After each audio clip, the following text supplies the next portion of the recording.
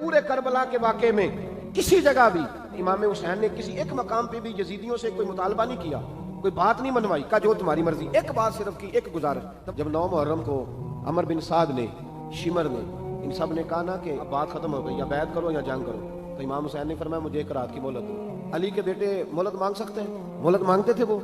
इमाम हुसैन ने फरमाया मुझे मोहलत दे, एक रात रह गई है, मैं राज राज के सजदे करना चाहता हूँ। सजदों के लिए मोहलत मांगी, सजदों के लिए। तवज्जो है मेरी बात पर? महफिल लंबी नमाज, भाई करबला वालों का तो पैगाम ही नमाज है, उनका तो तरीका ही नमाज है।